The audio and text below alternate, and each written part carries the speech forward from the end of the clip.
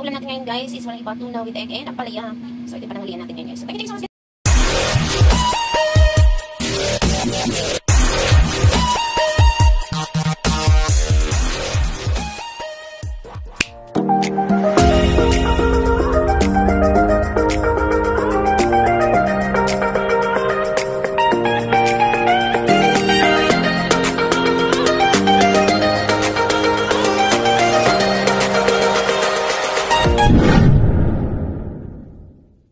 Hello guys, good morning, good afternoon, good evening to all of you. Welcome again to my small YouTube channel. So today guys, we will make ampalaya for better person. Lalagyan natin siya ng tuna. So, magagawa tayo ng ampalaya guys. Simpleng recipe lang to guys. Pang Pinas lang to. So, magagawa tayo ng ampalaya kasi yung ampalaya natin is parang masisira na, is tomorrow is Friday.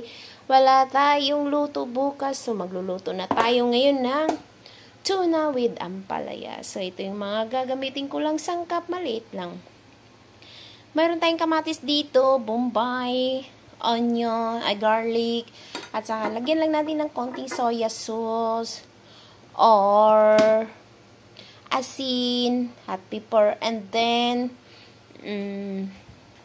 come on. So, lalagyan din pala natin ng itlog, guys, para mag-mix yung tuna at saka itlog. Yung itlog natin, guys, lalagyan natin siya ng itlog. Na yung ating pan. Ready na yung ating lulutuin. Itlog. Yung ating bawang. Ating lagyan na natin yung ating tomato. Yung ating tuna.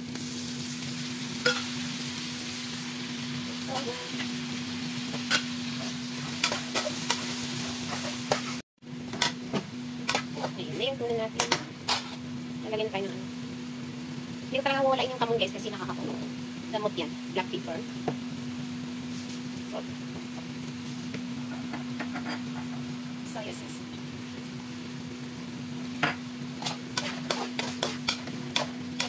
Lagyan na natin yung ating ampalaya.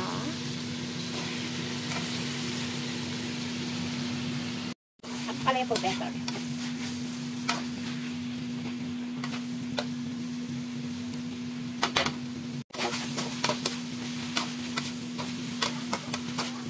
Ito yung ating ulam for today. Para mas lalong masarap guys, lalagyan din natin yung itlog.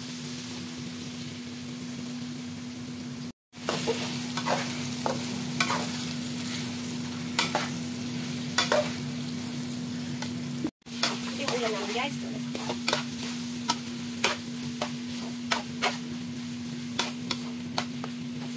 Yan yung pagkain. Ulam namin guys. Ito naman sa kanila.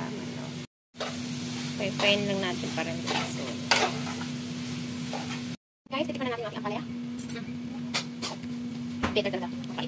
Yan na guys. Okay na yung ating ampalaya. So now, i-off na natin yung ating fire.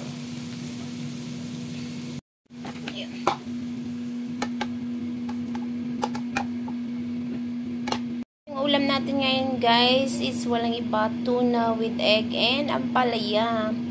So ito yung pananghalian natin ngayon guys. So thank you so much guys for always watching my videos. Hope you like it and enjoy.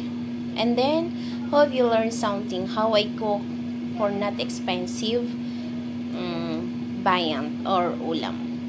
So this is our recipe. God bless everyone. Thank you.